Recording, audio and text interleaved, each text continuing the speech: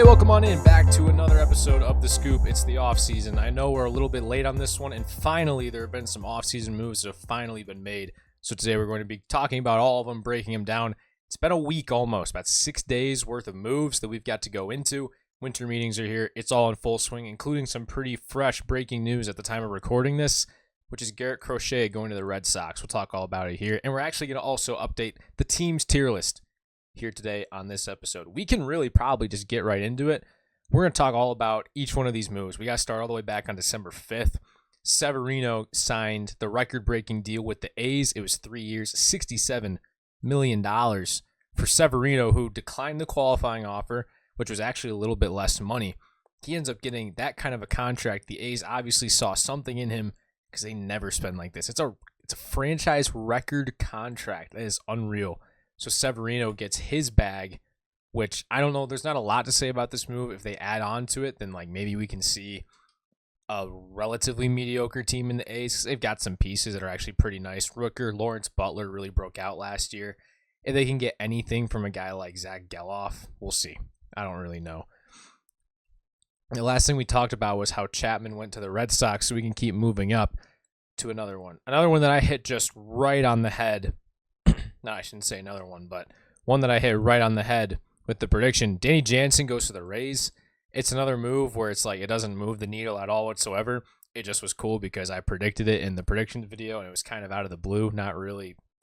Well, one, it was not popular at all whatsoever, but still kind of cool. It's a 1-year deal. There's a mutual option for the second year. So, I mean, Jansen used to be one of the better catchers in baseball. It's just he had Alejandro Kirk in front of him. Now he's in the AL East in his third team in the last season or so within the AL East, so that'll be cool. Here's another one that I can't say it didn't make sense, but Clay Holmes goes to the Mets. Some more reports came out today that they're not really pursuing Corbin Burns, which makes me think they're not going to go after a long-term deal for starting pitching. Probably going to look more into re-signing Manaea, stuff like that. Clay Holmes comes in. He's the 2 starter in the rotation right now behind Senga. They've really got some holes to fill up in the rotation. And if that doesn't work out for him, because it has been a while since he's been a starter, if that doesn't work out for them, he's a good bullpen piece. Like, he's been one of the better relievers in baseball over the past 3 seasons. Like 30 saves or so each of the last 3 years. It's just that the way that he blew saves last year, a lot of unlucky breaks for him. The Yankees didn't really help him out a whole lot, but that's kind of what got magnified when it came to Clay Holmes. So that's kind of why a lot of people are puzzled by the move. It's a hefty contract. 3 for $38 is not nothing, especially for a reliever. That's higher end without getting into like the Josh Hader contracts of the world and stuff like that. But he's one of a couple of guys, him and really Jeff Hoffman are the other guy who are kind of looking to convert to starter. It's a thing we've seen a couple times the last couple of years. I think of Jordan Hicks. You think of Reynaldo Lopez was a really successful one. He, I believe, top 5 Cy Young last year. He just couldn't stay healthy, but it works, and we'll see if Clay Holmes can get it done. I don't know. I don't know if his arsenal really... I don't know if it grades into a starting pitcher, if that makes any sense, but... Mets get what is right now the 2 starter in the rotation, probably end up like they're 4 or so when it comes to that. This is one that came way out of the blue for me. I now that I look at it, it makes sense. The Orioles get Tyler O'Neill. Really had a nice year for the Red Sox last year. How much of that was playing in Fenway? I don't know, but we've seen him have 2 really good years now within the past 4. That's half the time. In between there, he battled with injuries and he was kind of just mediocre. Never was bad. 3 for $50 is not a hefty price to pay, and getting him on 3 years instead of anything more is really good. He's right around 30. It's a nice move for the O's. I think it's kind of the guy that it's a kind of guy that they need. They need someone who has power potential for the playoffs because the more experience that they get, the better they'll be. And they really kind of just have to rely on people like Adley getting better this next year because he really had a down year this year. Held him back a little bit, but because that's a guy you rely on so heavily, and Adley just wasn't himself this year. He needs to get back to, he cannot really hit very well from the left side. So that's just something about him. But O'Neill, he gets his bag around $50 million. I don't have a whole lot to say about this one. I had Teoscar going there. That's obviously not happening. But this probably means like Santander's not coming back. He probably is getting a longer contract, more money, I would say. So this is kind of their, not cheap, but cheaper option. And it's probably a more sustainable one because the length that Santander is going to get just doesn't really make sense for anyone as a business decision. So that's my thoughts on the O's getting Tyler O'Neill. Nice move. I like it for them. Century Baseball merchandise is available now. Click the link in the description to get yours today. This was one that came out that, like, yes, it makes a lot of sense. Yes, a lot of people kind of saw it coming a little bit. Giants finally get their shortstop. Willy Adames, 7 for 182. One of the bigger moves you're going to see this year. It just kind of tells you something, though, because they locked up Matt Chapman, right? And Willie's got a cannon of an arm, so he won't really play second base. They're really going to rely on him to be their shortstop. Like, it's kind of what you are getting here. Because Chapman's locked up, I believe, 6 years for him. He signed that extension back in August, I want to say. And now you've got Adames for 7, so almost matching that. And he's going to be your shortstop. Your left side of the infield is nice. It's a couple of power-hitting guys who can really kind of set up your lineup. They kind of were a team of platoon players. This is Buster Posey's first big move as president of baseball ops. So, yeah, I like it for them. I think it's a great fit. I looked at a thing of his home runs and how they stacked up at Oracle Park. They all would have been home runs. There was not a single one. So, Adames has real power, real cannon of an arm. Didn't get quite the length as some of the other ones, but it's just because he's been good for a couple years, like really good for a couple years. Especially this year, he hit free agency at the right time. Let's say that. He gets himself a really nice bag that comes out to, what, 26 a year? So, good math by myself there. 7 for 182. I like the move for the Giants. Hopefully they add on to it. I hope they add a starter like Corbin Burns or something like that to add to Logan Webb. That'd be cool. This was one that was crazy. Conforto for $17 million. I knew he signed the deal with the Giants, right? It was a 3-year deal. I can remember that. But he must have had an opt-out after this year. That's probably what happened was he had an opt-out because I know he took a year off, came back. I didn't think he did anything, if I'm being completely honest. I have to look up his stats right now, but I didn't hear anything about Michael Conforto doing anything when he was in San Francisco. Excuse me. He had 237 last year. Like, he's never going to hit for a ton of average. Early on in his career, he was really good. We know that. And he's been in the league a lot longer than I give him credit for. So he is now, I'm trying to look at his age. He's now 30. He's going to be 32 this coming year. 1.3 WAR last year, 759 OPS. Okay, that's fine. 20 homers, 60.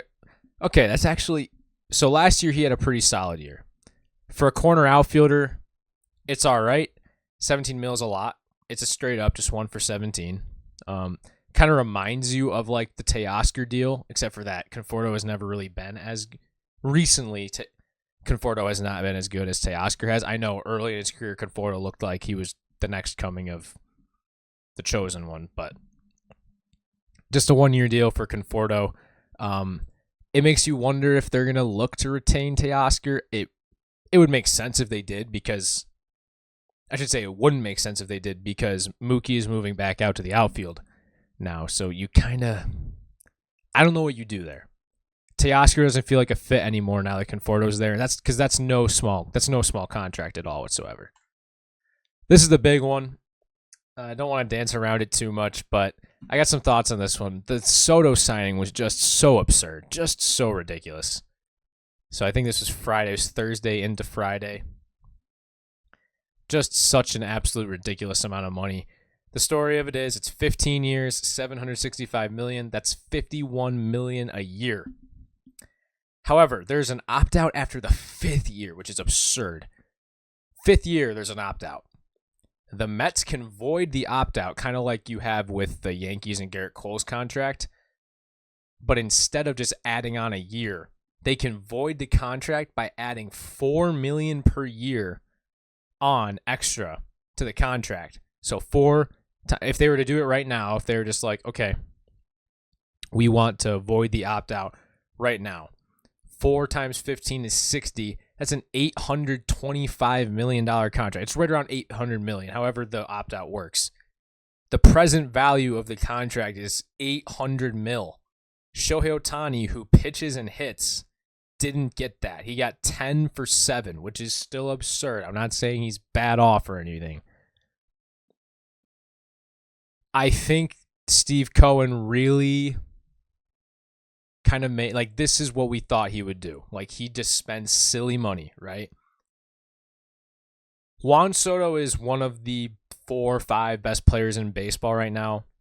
He probably will be the number 1 at some point within his career just because he's so young. And when he's right in his prime in 3-4 years from now, he may be the best player in baseball.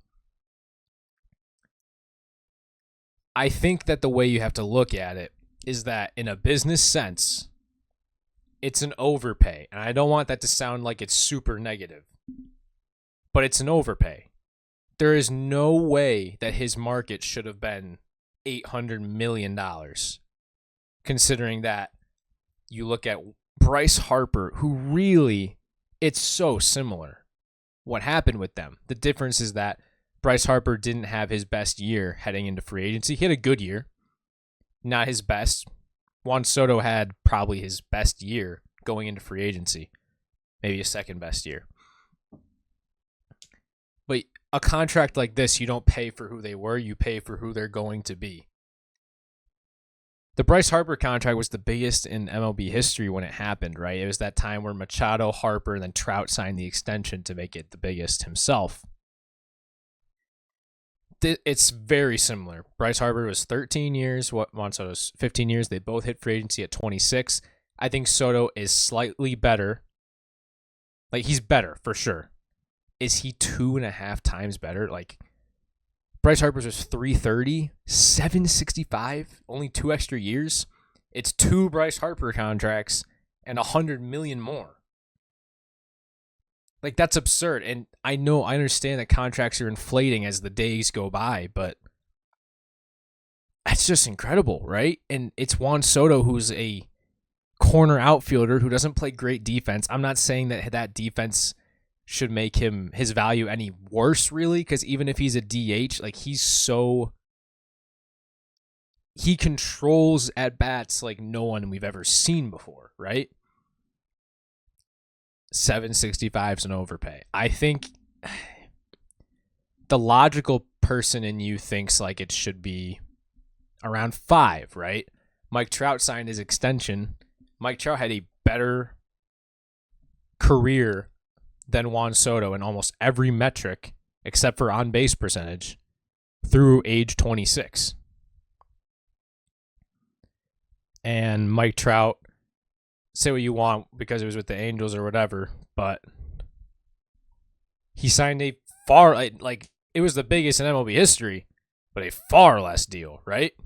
And that wasn't so long ago that we can't even, like, fathom things, right? The Yankees offered 16 for 760. Apparently the extra $5 million meant a lot to Soto, and he wanted a suite. Yankees wouldn't give it to him. Yankees lose out. He goes to the Mets crosstown. I have to deal with him for the next 15 years on the Mets. They can't be done. Like, that's for sure. They can't be done. They need starting pitching pretty badly. Need starting pitching pretty badly. Great. The Mets got Juan Soto, one of the best players we've ever seen. But, like, 765 is just so unbelievably much. That doesn't make a lot of sense. It just doesn't. And apparently, I said that if Juan Soto values money most, which apparently he did, because he didn't want to pay for the suite, then he would sign with the Mets. And that's what he did. So he wanted money. Whether you're going to blame him for that or not, I don't really know. Didn't really have loyalty to any team. So money is what he wanted. I mean, you think about how he turned down that Nationals extension all that time ago, 3 years ago, whatever that was. It was over 400 mil, 14. I want to say it was 14 for 440. like the dude just made himself an extra $325 million. Like he doubled the contract almost. You know what I mean? Like that's just absurd. Just absurd. I'm not trying to like be salty about it or anything. It's just like it's so much. And I know he has unlimited money, but like where does it stop? Like it feels like there should be a max. Should there be a max contract? Like I know that's a thing in NBA for sure.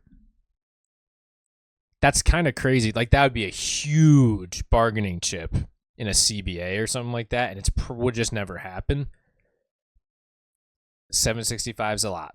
That's what I got to say about that. He's gonna transcend the Mets, and he might turn their franchise around. We'll see.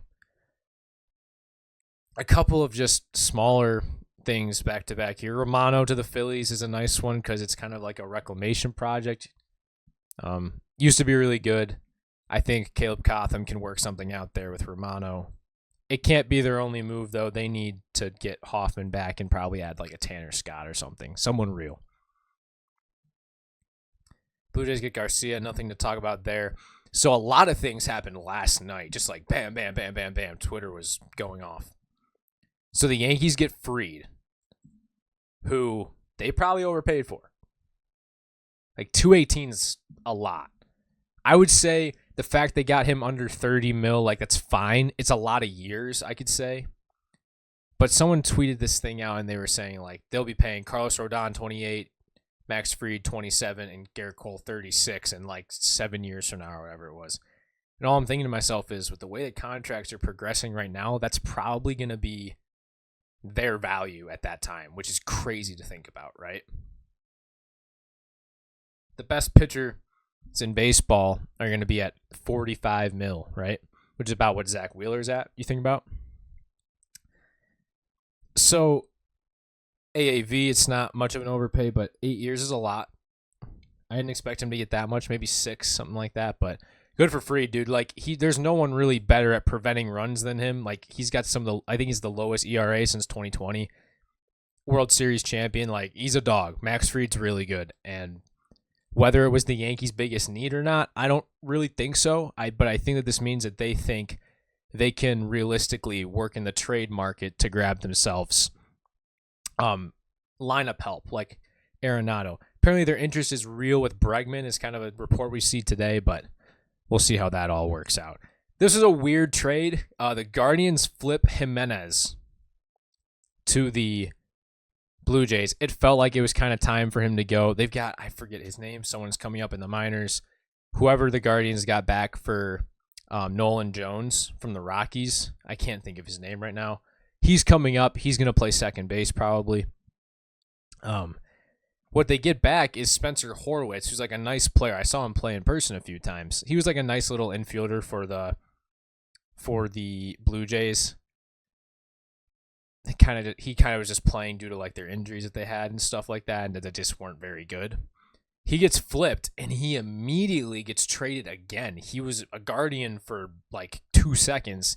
He got flipped again. I don't know why it's not here, but he gets traded to the Pirates, and I'm trying to think of what the return on that is. I don't know. Horwitz gets immediately flipped to the Pirates, so he's there now. He might play first base for them every day, unless they sign Rizzo or something like that. He's a lefty power bat. Horwitz is pretty good. Younger.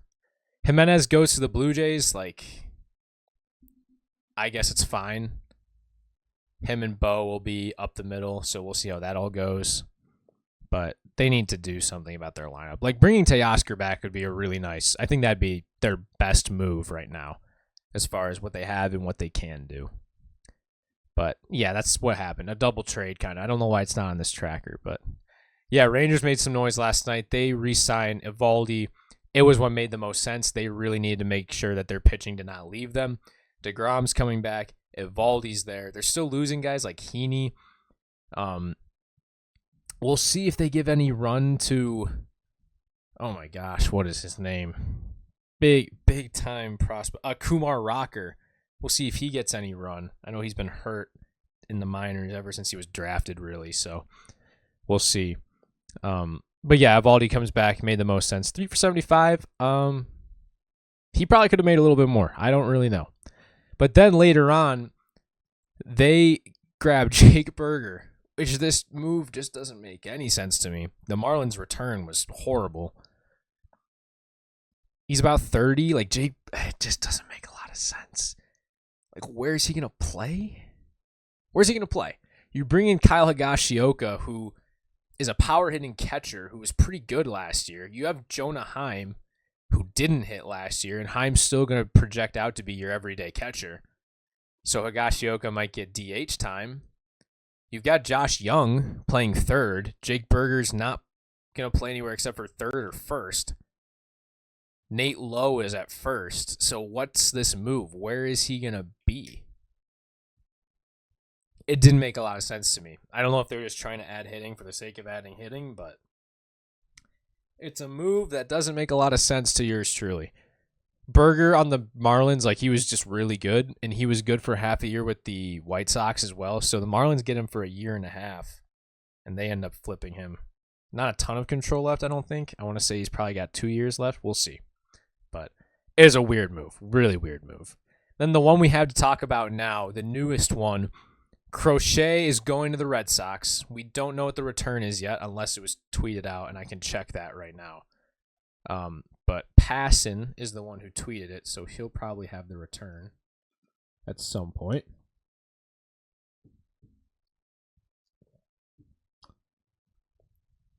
The Crochet deal is official. A source tells ESPN he's a Boston Red Sox, so that's for sure. What's the return is what I'm trying to find.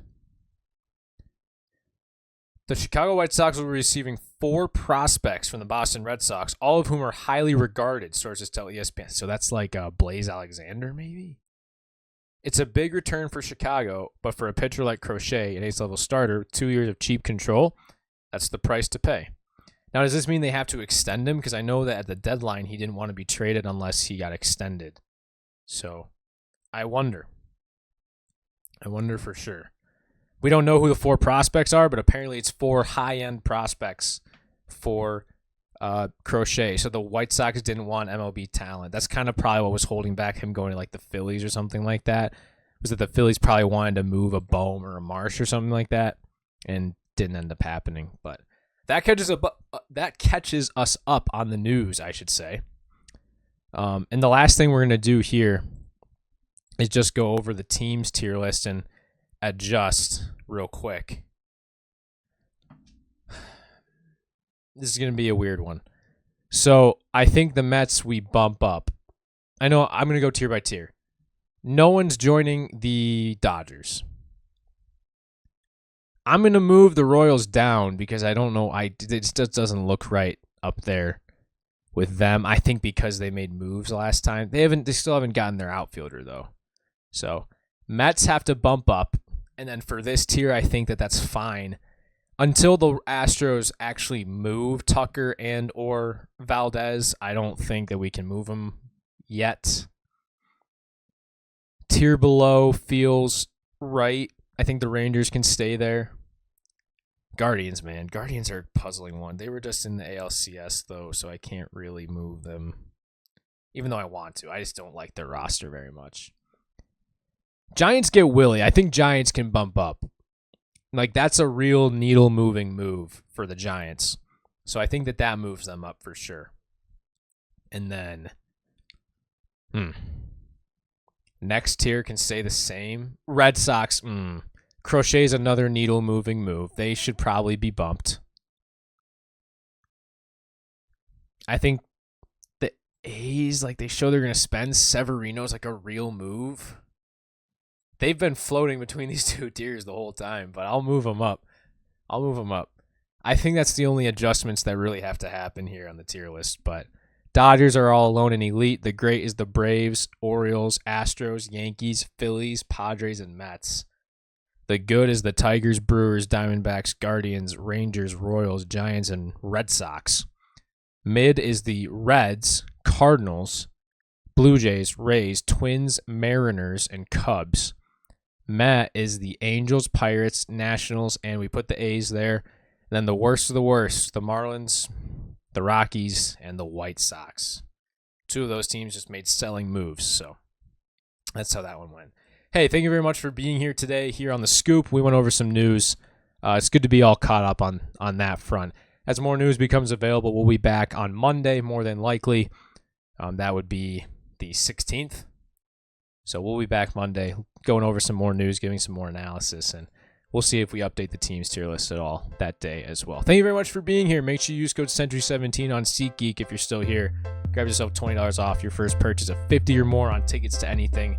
SeatGeek's the best. Make sure you guys are using them. SeatGeek code Century17 if you want to do that. Thank you very much for being here.